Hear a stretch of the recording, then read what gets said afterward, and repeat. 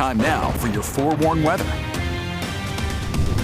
Good morning, Utah. Happy Thursday, or as we like to call it around here, happy Friday Eve. The time is currently 6:47, and after a stretch of quiet weather, we finally saw active weather return to the Beehive State yesterday, and we're continuing with that active weather out there this morning. We're seeing spotty snow showers mainly across the Beehive State, with a decent amount actually in northern Utah. It's not going to be that much, and you're not going to see much in the way of accumulations, but it will be enough to cause some issues out on the roadways.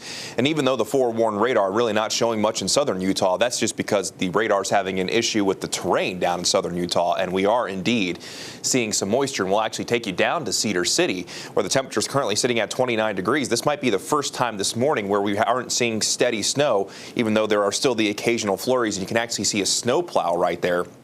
So be careful as you head off to work or school, especially from Cedar City up towards Beaver. And we're also getting some reports of accidents out on I-70, likely due to those slippery conditions. Here's the view from Ensign Peak, and over the last couple of weeks I've been showing this camera mainly to show you the inversion haze that we have, but right now we just have the low-lying clouds and that little bit of snow that continues to fall throughout the northern portion of the state. Temperatures as you head out the door are mainly in the 20s and 30s. Even St. George right now sitting at 33 degrees. Your out the door forecast along the Wasatch Front, we'll see those temperatures stay relatively consistent through the day, mainly going to top out in the middle 30s.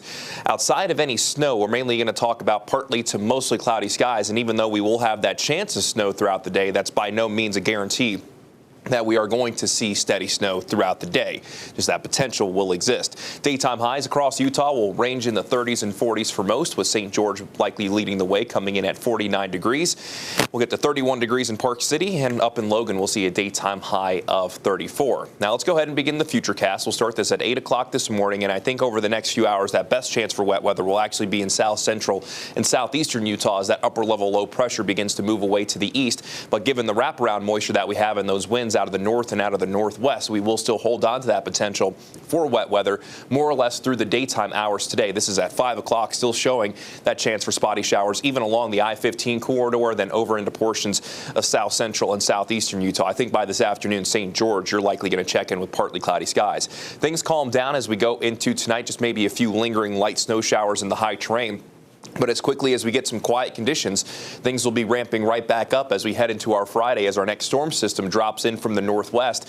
And by late tomorrow morning into the afternoon, we'll see snow showers move over the northern portion of the state, including along the Wasatch Front, where some accumulations can't be ruled out.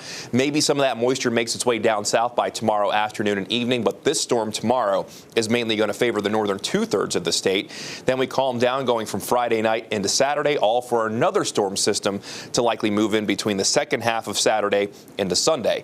And with the storm system coming in tomorrow, it's going to favor, again, the northern two-thirds of the state, and we could see some decent accumulations. Maybe our northern Utah mountains pick up several inches plus, with maybe half a foot or more in the upper Cottonwoods.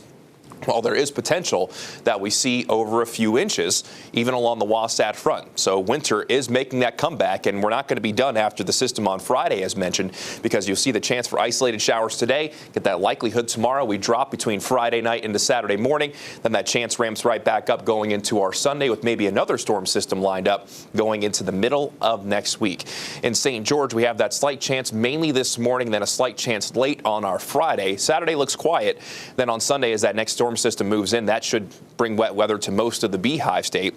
And we'll likely start off with rain in St. George, but that could eventually become snow. Not a guarantee, but that potential will exist. Daytime highs in the low 40s, overnight lows in the 20s by that point. Along the Wasatch Front, spotty showers today, then snow likely tomorrow. Then between late Saturday into Sunday, a good chance for snow once again, with daytime highs plummeting to the upper 20s and low 30s, with overnight lows in the teens and 20s into next week.